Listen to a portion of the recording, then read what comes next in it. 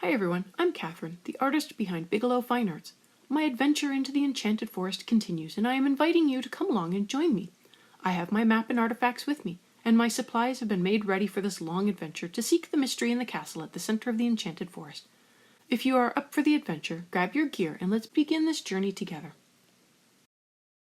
With the flowers from the magnolia tree sorted out, I am using the artifacts provided to add in some spring leaves to set the tone for the beginning of this adventure into the Enchanted Forest.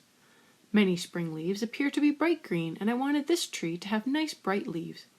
To get that nice bright green, I am beginning with a layer of the grass green, putting several layers over the entire leaf but keeping a light hand. I am using small circular motions to fill in the leaf.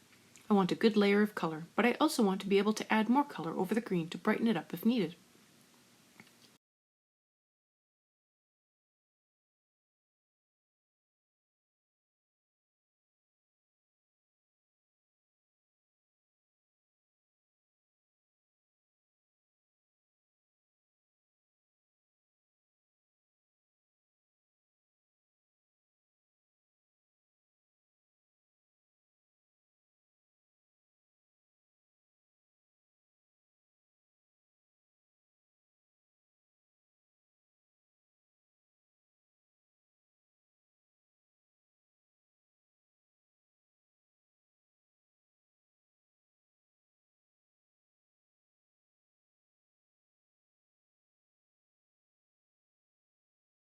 As lovely and bright as the grass green is, I don't want my leaves to be one flat color.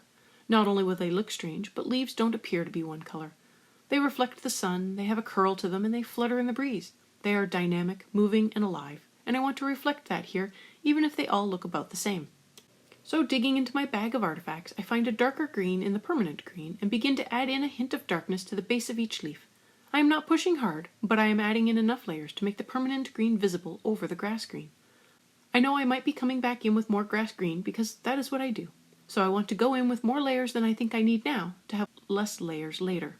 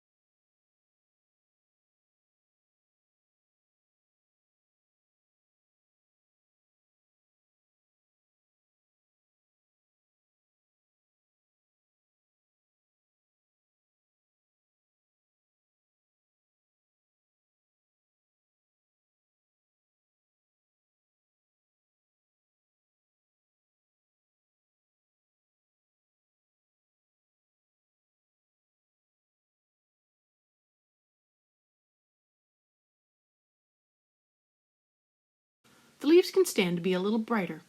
It It is hard to tell if I have them bright enough because the background has not been filled in. I might need to begin filling in the background first so I can better evaluate how bright or light things need to be made. As I wanted the leaves brighter, I am coming in with the yellow lemon and putting in a nice blending layer over the entire leaf. I am again not pressing hard, but I am using a little more pressure with the yellow as I want to blend the greens together at the base of the leaf and move a little of the color deeper into the tooth of the paper. The sharper my pencil is, the better I can fill in the tooth of the paper. But let's be honest here. Not only does it feel like a waste to continually sharpen a pencil, it is annoying to have to pause in the middle of the moment and sharpen a pencil. So I don't keep my points nearly as sharp as I could, and that's fine by me. Unless I am sticking my face in real close, I can't tell that I haven't filled in the paper completely. Not that I could focus if I had my face that close.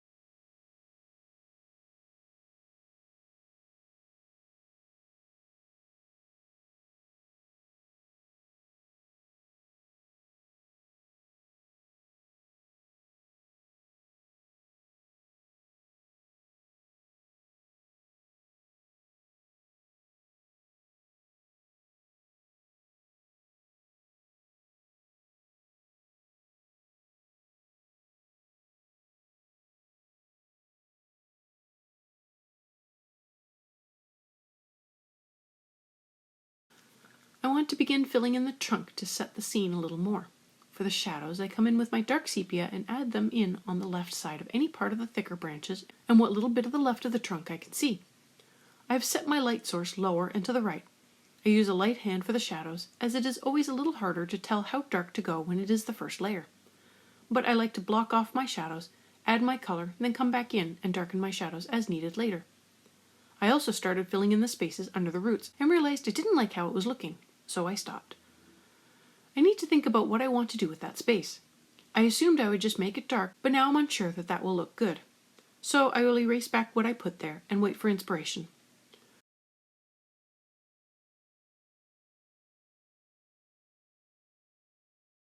But now that I have my shadows in place, I'm going to come in with the brown ochre and fill in the trunk and branches. Light layers and as many as needed. I'm avoiding the squares on the trunk as I have an idea for those. I will be putting up a bonus video on Monday about how I worked up the color scheme for this page. And while it isn't earth-shattering and probably nothing new, I wanted to put it out there for anyone interested in seeing how I planned out this page and chose the colors. So stay tuned for that.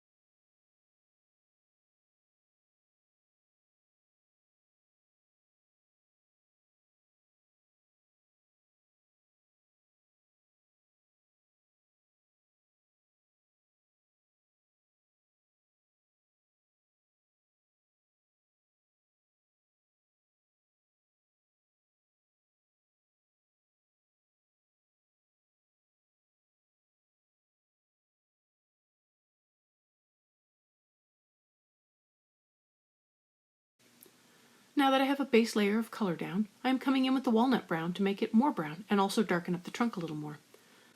The trunk is going to be more shaded compared to the other trunks that would be closer to the rising sun.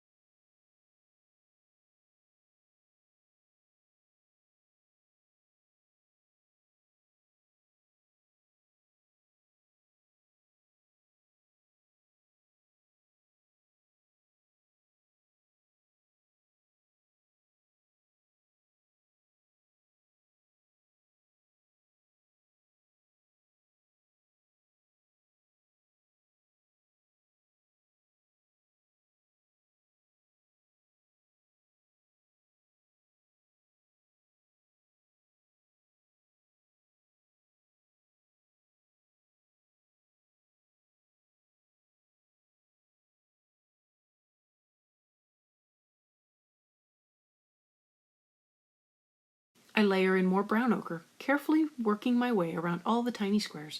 Some of the squares have gaps in them, and I'm doing my best to determine if I feel the gap is showing tree underneath or another square. So basically, if I miss filling in a gap with trunk colors, it will just be considered part of the square design on the trunk.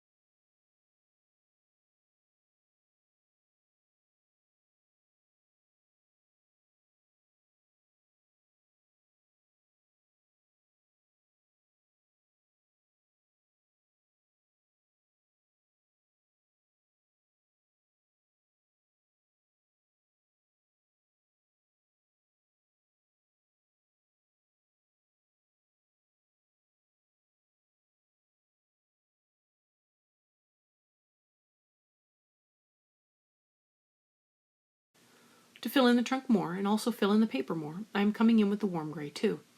I like using the warm grays to blend in with the brown, since the warm gray almost has a brown-like appearance to it. It blends in nicely, fills in the trunk, and keeps things from getting too dark. Had I kept layering more brown ochre on top, the color would have tended more towards an orangish tone. If I continued adding in more layers of walnut brown, it would have been brown, but might have gotten a little too dark. Using one of the warm grays to blend keeps the color where I want it.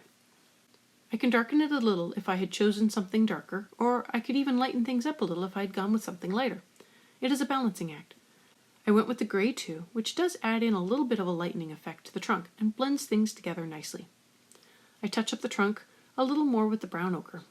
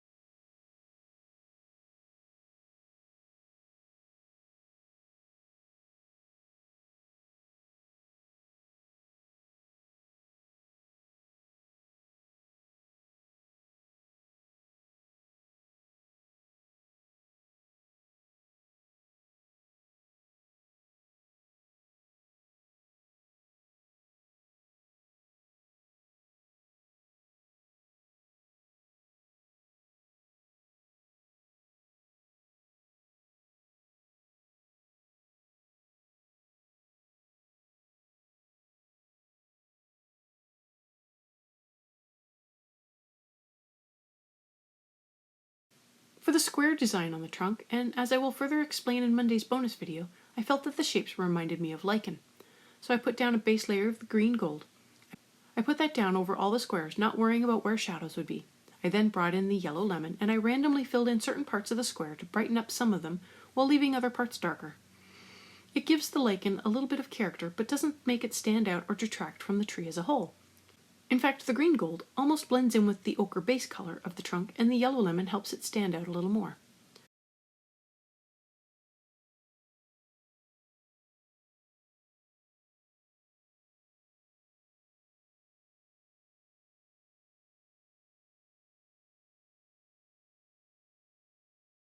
Thanks for joining in with me on this adventure through the Enchanted Forest. Let me know below or on social media if you liked this journey.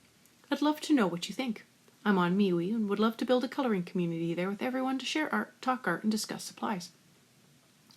Patreon has a short write-up as well as all the palettes I am using and a list of the timestamps.